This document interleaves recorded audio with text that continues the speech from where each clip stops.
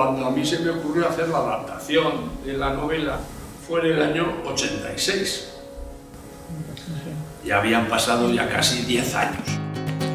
Mira que el tiempo corre deprisa, escucha lo que te digo, que te hablo de corazón.